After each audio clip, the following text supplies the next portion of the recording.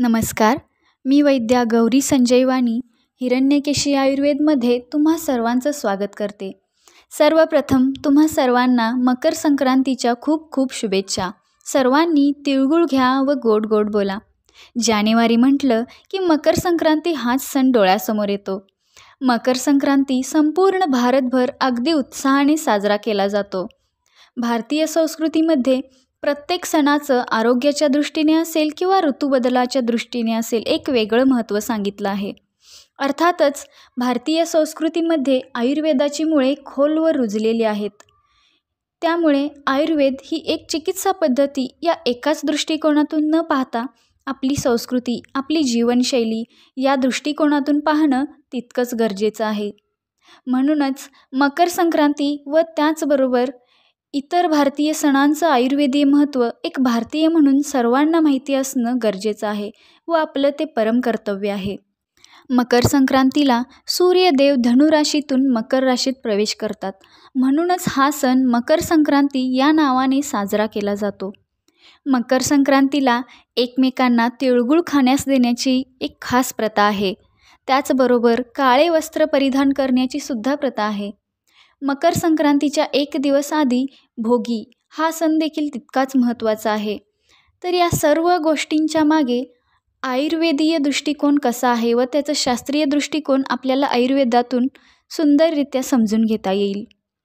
मकर संक्रांतीला उत्तरायणाची सुरुवात मानली जाते. उत्तरायणामध्ये हळूहळू मनुष्याचं बळ कमी होतं कारण सूर्याची किरणे प्रखर होत जातात. तर या उत्तरायणाची सुरुवात शिशिर ऋतूपासून होते. हेमंत ऋतू संपतो त्याचबरोबर गुलाबी थंडी संपून कडाक्याची थंडी चालू होते. म्हणजेच शिशिर ऋतूचे आगमन होते. नावाप्रमाणेच शिशिर ऋतूमध्ये वातावरणात शीतता म्हणजेच अगदी कडाक्याची थंडी व कोरडेपणा वाढलेला असतो. हा काळ साधारणपणे 2 महिन्यांचा असतो. या काळात जठराग्नीचे बलसुद्धा तितकेच चांगले असते. म्हणजेच मनुष्याची पचनशक्ती चांगली असते. वातावरणातील शीतता व रुक्षता कमी करून त्याचा शरीरावर कोणताही वाईट परिणाम होऊ नये व पचनशक्ती चांगली राहावी यासाठी आचार्यांनी आपल्या आहारात स्निग्ध, उष्ण, गुरू अशा गुणांनी युक्त पदार्थांचा समावेश करण्यास सांगितला आहे. यालाच अनुसरून तीळ व गूळ खाण्याची प्रथा रूढ झाली असावी.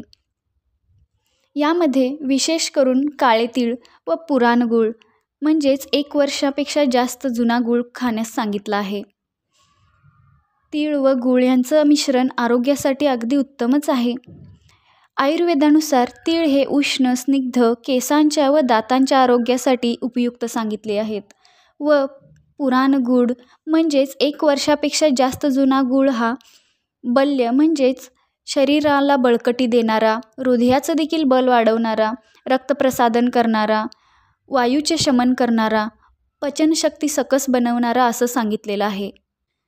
एकंदरीत अगदी सोप्या भाषेत समजून घ्यायचं झालं तर निसर्गतः होणारा वाताचा प्रकोप टाळण्यासाठी व शरीराचं बळ टिकवून ठेवण्यासाठी तीळ व गूळ हे सांगितलेलं आहे.